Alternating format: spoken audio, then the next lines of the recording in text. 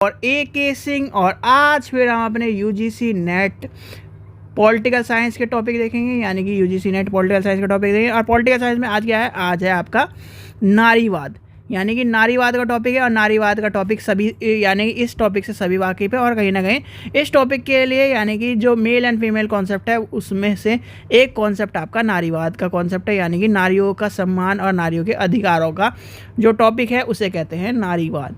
यानी कि एक शब्द में यही टॉपिक आपका बताना चाहता है कि नारीवाद क्या कहता है। नारीवाद यानी कि पितृसत्तात्मक जो हमारे कॉन्सेप्ट चले आ रहे थे पुराने समय से, उसी को, यानी उसी, और नारियों का क्या कर रहा है, नारियों को दबाने की बात जो थी उसी को, कॉन्सेप्ट को आगे बढ़कर मॉडर्नाइजेशन में नारियों का सम्मान दिलाने के लिए, नारियों का अधिकार दिलाने के लिए ये कॉन्सेप्ट आया था। तो आज हम पढ़ेंगे नारीवाद। यानी कि नारीवाद छोटा सा टॉपिक है, ज़्यादा बड़ा टॉपिक नहीं है, यानी कि ज़्यादा चीज़ें हमें इसमें देखनी भी नहीं है और ज़्यादा चीज़ें आपको देखने के लिए नहीं मिलेगी, क्योंकि आपका ये है घर का टॉपिक एक तरह से। क्योंकि नारीवाद क्या है, नारीवाद हम पूरे के पूरे जीवन में जीते हैं। आजकल क्या है, नारी सशक्तिकरण की बात चल रही है, नारियों के अधिकार की बात चल रही है कहीं ना कहीं, तो वही आपका है नारीवाद का टॉपिक। और कहीं ना कहीं इस नारीवाद के टॉपिक में कहीं ना कहीं जो इक्वेलिटी है और जो क्या है समानता का व्यवहार है वो ख़त्म होता जा रहा है। आपने इस चीज़ को भी महसूस किया होगा। यानी कि नारीवाद का कॉन्सेप्ट अच्छा है, नारीवाद का कॉन्सेप्ट चलाया जाना चाहिए, पर नारीवाद के कॉन्सेप्ट के चक्कर में इक्वेलिटी भी ख़त्म होती जा रही है हमारे समाज से। तो नारीवाद का जो है, यानी कि नारीवाद शब्द है कहाँ से आया, सबसे पहली बात आती है, ये आती है, यानी नारीवाद शब्द का पहली बार उपयोग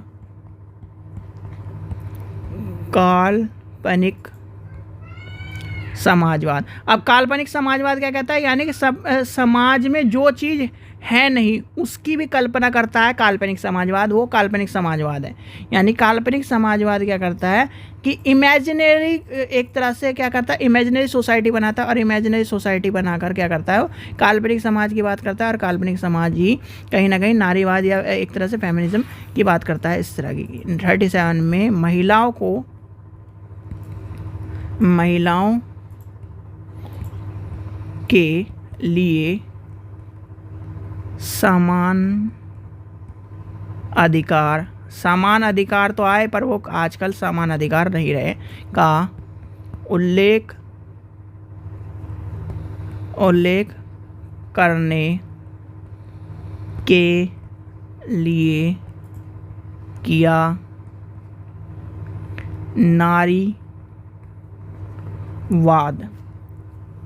यानी कि नारीवाद क्या है, उसके उल्लेख करने की बात करता है, और उल्लेख करने के लिए ही आपका कॉन्सेप्ट जो है नारीवाद का कॉन्सेप्ट आया था।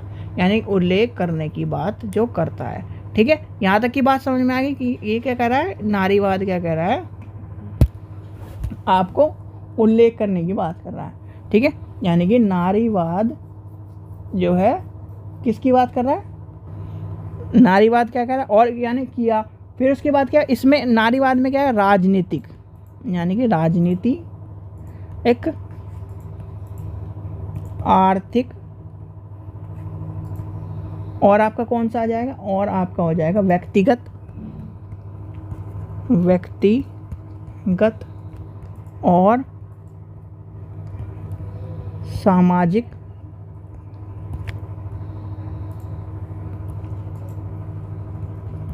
लैंगिक समानता को स्थापित करने और प्राप्त करने के लक्ष्य को साझा करता है।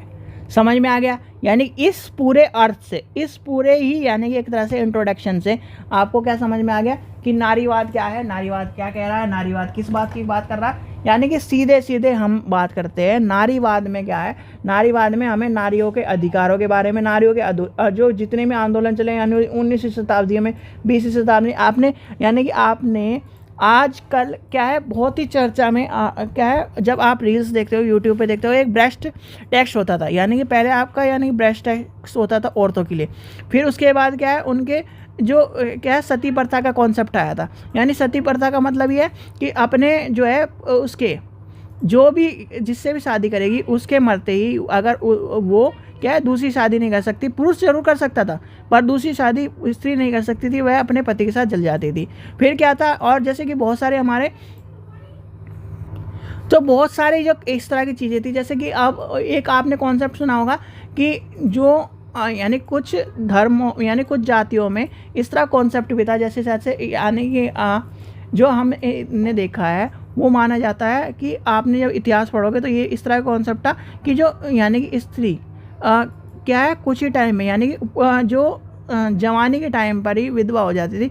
तो विधवा होने के बाद एक तो कॉन्सेप्ट आपको क्या है वो उसके साथ ही जल जाएगी, और एक कॉन्सेप्ट था कि उसको समाज से अलग थलग कर दिया जाएगा। उसको क्या है उसके केश काट के क्या नाम उसको गंजा कर दिया जाएगा, सफ़ेद साड़ियों में कर दिया जाएगा, उसके बर्तन अलग रख दिए जाएंगे। तो उस तरह कॉन्सेप्ट यानी कहीं ना कहीं जो अत्याचार हुए हैं महिलाओं पर, जो पुराने टाइम पर अत्याचार हुए हैं, उसी कॉन्सेप्ट पर नारीवादी और आपका ये जो कॉन्सेप्ट था ये आया था, जो 19वीं शताब्दी में 18वीं शताब्दी में। उसके पहले जो क्या है नारियों के ऊपर अत्याचार हुए, नारियों को गुलाम के तौर पर रखा गया। और आज भी आपने जब गुलाम वाला कॉन्सेप्ट गुलाम वाला कॉन्सेप्ट समझोगे तो गुलाम वाले कॉन्सेप्ट में सबसे ज़्यादा क्या देखा जाता था, यानी सबसे ज़्यादा देखा जाता था नारियों के ऊपर, यानी नारियों के ऊपर अत्याचार होते। यानी गुलाम में जो पुरुष थे उन पर क्या करा जाता था, काम के तौर पर यूज़ करा जाता, पर नारियों को क्या करा जाता था, काम के तौर पर, अपने व्यक्तित्व के तौर पर, अपने क्या नाम एक तरह से निजी तौर पर भी यूज़ करा जाता था। इसलिए नारीवादी का जो कॉन्सेप्ट था, नारियों ने क्या करा,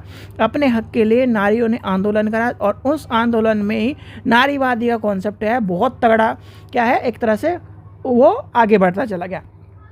ठीक है, यानी 19वीं शताब्दी के बाद यानी आपने यानी नारीवादी का कॉन्सेप्ट इंडिया में, ऐसा नहीं कि इंडिया में ही था, इंडिया के बाहर भी, अमेरिका में, फ्रांस में, जर्मनी में, इन सब यानी ऑल और वर्ल्ड में कहीं ना कहीं नारीवाद का जो कॉन्सेप्ट था ये चलता रहा। इसीलिए ये नारीवाद जो कॉन्सेप्ट है इसलिए आपको पॉलिटिकल में देखने को मिलता। अगर वो इंडिया तक सीमित होता तो नारीवाद यानी कॉन्सेप्ट देखने को नहीं मिलता।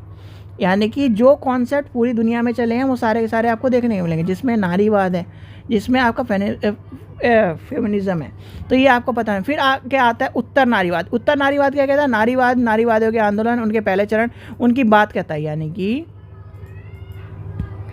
ठीक है, ये आता है उदारवादी नारीवाद।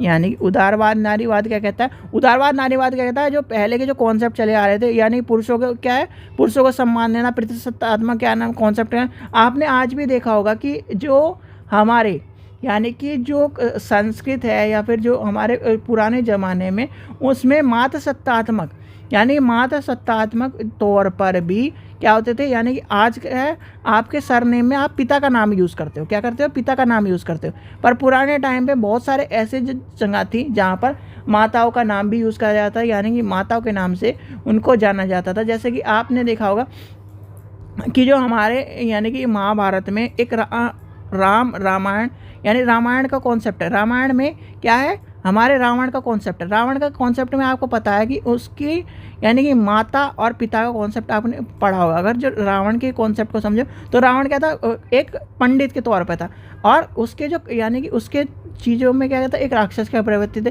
क्यों, क्योंकि उसकी जो माता थी वो राक्षस के तौर पर मानी जाती थी, और उसके जो पिता थे वो क्या है, गैर पंडित थे। तो इस कॉन्सेप्ट के तौर पर यानी कि, और उसमें भी आपने देखा होगा कि उसमें क्या है, उनके वंशज के यानी वंशज बोल रहा हूँ, नामावली के तौर पर चला है। यानी कि कहीं ना कहीं आज भी बहुत सारी जगह पर, जब आप इधर की साइड चल जाओगे, साउथ की तरफ चल जाओगे, बहुत सी जगह पर क्या है, नारी यानी कि पितृसत्तात्मक की जगह वहाँ नारी यानी मातृसत्तात्मक का जोर चलता है। और आज के टाइम पे यानी कि नारीवादी जो कॉन्सेप्ट है, सीधे सीधे समझ के चलो कि आपका क्या है, आज क्या है, पुरुषों के लिए, पुरुषों के जो है राशन कार्ड नहीं बनने और वो बनने हैं नारियों के राशन कार्ड। यानी कि यही आपका है नारीवाद। इतना बड़ा कॉन्सेप्ट लेके चलने की ज़रूरत नहीं। अपने घर को क्या है, अगर आप क्या है उस स्लैब में आते हो जहाँ पर आपका राशन कार्ड बनता है, और उस स्लैब में अगर आपके घर में आपकी क्या है वाइफ का या फिर आपके माता जी का या फिर आपके किसी भी लेडीज़ का राशन कार्ड बनना है, तो आप ये समझ लो कि वही है नारीवाद। ठीक है, तो ये कॉन्सेप्ट क्या है, नारीवाद का कॉन्सेप्ट है। नारीवाद का कॉन्सेप्ट है पितृसत्तात्मक कॉन्सेप्ट है। पितृसत्तात्मक का मतलब यानी कि पिता क्या है, पिता हेड है और पिता क्या है, पिता के बदौलत सब कुछ चलता है, तो वो क्या है, वो है पितृसत्तात्मक कॉन्सेप्ट। नारीवाद और पितृसत्तात्मक कॉन्सेप्ट में एक में क्या है, नारी हेड होगी, एक में क्या है यानी कि नारी हेड होगी, और एक में क्या है पितृसत्तात्मक पापा हेड होंगे। यानी कि जहाँ पर आपने देखा होगा कि आपके पिताजी की चलती है और पिताजी क्या नाम सब कुछ करते हैं, तो वो क्या है पितृसत्तात्मक, और जहाँ पर क्या है औरत की चलती है यानी कि क्या है माता जी की। तो क्या कह रहा है, नारीवाद आपको समझ में आ गया, नारीवाद का समझ में आया, पितृसत्तात्मक का समझ में आया, जेंडर यानी कि लिंग एंड जेंडर का। देखो एक चीज़ का ध्यान रखना, अगर आपसे कॉन्सेप्ट पूछा जाए, यानी आप वो पॉलिटिकल के स्टूडेंट यानी कि आर्ट्स के स्टूडेंट को एक चीज़ का बहुत कॉन्सेप्ट रहता है कन्फ्यूज़न, ये है लिंग एंड जेंडर। यानी कि एक होता है आपका मेल फीमेल, एक होता है हम जिसे कहते हैं बायोलॉजिकल, क्या है बायोलॉजिकल जो चीज़ें होती है, बायोलॉजिकल मतलब भाई सभी औरतें एक समान होंगी, सभी पुरुष एक समान होंगे, तो वो क्या है यानी कि बायोलॉजिकल जिसे कहते हैं मैन एंड फीमेल, वो क्या है आपका लिंग यानी कि जेंडर, जिस तरह का क्या करता है बताता है कि ये आदमी क्या है, ये पुरुष है, ये आदमी औरत है। यानी कि वो नहीं काला गोरा छोटा नाटा पाटा ये सब चीज़ें कोई बात नहीं करता। वो क्या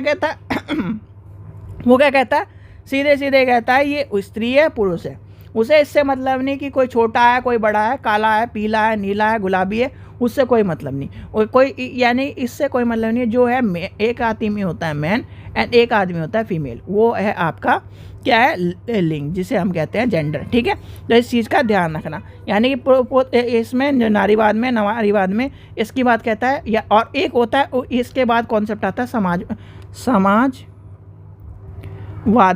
नारीवाद। ये आपका लास्ट टॉपिक है, समाजवादी नारीवाद। समाजवादी नारीवाद क्या कहता है, यानी समाज में सभी को जीने का अधिकार है, सभी को क्या है अपने अधिकारों को चलने का अधिकार है। और समाज में क्या है कह रहा है कि नारी क्या कह रही है, यानी कि नारी कह रही है कि मुझे पुरुष के समान अधिकार मिलने चाहिए, मैं भी पुरुष के समान क्या नाम आर्मी में जाऊँ, मैं भी पुरुष के समान एरोप्लेन उड़ाऊँ, मैं भी पुरुष के समान पढ़ूँ, मैं भी पुरुष के समान क्या है कंधे से कंधा मिला के चलूँ। तो वही कहती है, यानी कि समाजवाद में भी ये कॉन्सेप्ट आया। और कहीं ना कहीं संयुक्त राष्ट्र ने भी क्या करता, नारी को क्या सम्मान देने के लिए उसकी क्या करा, रिजर्वेशन तय करा, और अगर उस रिजर्वेशन के तहत नहीं चलते हैं तो कहीं ना कहीं उसके ऊपर ये सब चीज़ें भी कहीं आलोचना जब आती है, आलोचना में क्या है, एक आलोचना भी कॉन्सेप्ट आपको पता होना चाहिए। आलोचना में वही कॉन्सेप्ट है जो क्या कहते हैं भाई आर्मी में, यानी कि आर्मी में क्या है नारियों को लाना नहीं चाहिए। क्यों नहीं लाना चाहिए, वो कॉन्सेप्ट है डीपली कॉन्सेप्ट है, उसके ऊपर क्या ना हम यहाँ पर उसके ऊपर बहस नहीं करेंगे, क्योंकि वो कॉन्सेप्ट अलग ही कॉन्सेप्ट है। देखो कॉन्सेप्ट तो ये है कि जो अगर हम ये मान के चले, देखो बायोलॉजिकल नारी हो चाहे पुरुष हो, ठीक है, वैसे तो ये मान के चलते हैं कि जो नारी होती है उसमें 4 गुण ज़्यादा होते हैं पुरुष से, पर कहीं ना कहीं जो पुरुष होता है उसमें जो 4 गुण कम होते हैं, वो 4 गुण की वजह से वह यानी कि फैसले लेने के लिए एकदम क्विकली रहता है। इसलिए ये माना जाता है अगर आप नारी के उसके हिसाब से लेकर हुए तो पुरुष से 4 गुण ज़्यादा होते हैं उसमें, पर जो कुछ हैं यानी कि कॉन्सेप्ट है उसके हिसाब से कहा जाता है कि उन 4 गुणों के ही कारण पुरुष क्या करता है, बहुत जल्दी फैसला ले लेता है कि या तो आर या पार की वजह से, इस तरह से। और वो आर पार का कॉन्सेप्ट तब तय करता है जब उसने पूरे A to Z सारी चीज़ें देख ली, और A to Z जब सारी चीज़ें देख लेता है तो ये क्या है, यानी आलोचनात्मक व्यक्ति ये कहते हैं कि जो नारीवाद है, नारीवाद का कॉन्सेप्ट है बिल्कुल बेकार है। यानी कि कहीं ना कहीं जो पितृसत्तात्मक है, पुरुष आत्मक जो समाज है वही कहीं ना कहीं चलना चाहिए। और कहीं ना कहीं यानी कॉन्सेप्ट में इन्होंने ये भी कहा है कि नारीवाद का सम्मान करना चाहिए, यानी कि नारीवाद का सम्मान जरूर करना चाहिए, पर कहीं ना कहीं जो है यानी कि जो जैसे कि ये है आपका आर्म फोर्सेस है, जहाँ पर कहीं ना कहीं क्या है टफ लाइफ है, वहाँ पर नारियों का क्या है इंक्लूड नहीं करना चाहिए, ये कहता है नारीवाद। ठीक है। तो यानी कि नारीवाद का कॉन्सेप्ट समझ में आ गया, सांस्कृतिक, ये सारे सांस्कृतिक और ये सबसे लिबरलाइजेशन, ये सब के सारे आपके आ जाएंगे। और फिर क्या है, यानी एडवांस कॉन्सेप्ट आया यहाँ आपके, जो कॉन्सेप्ट आज के चल रहे हैं। ठीक है, चलिए आशा करता हूँ आपको वीडियो पसंद आए तो लाइक करें, चैनल को सब्सक्राइब करें और वीडियो को ज़्यादा से ज़्यादा शेयर करें। Thank you.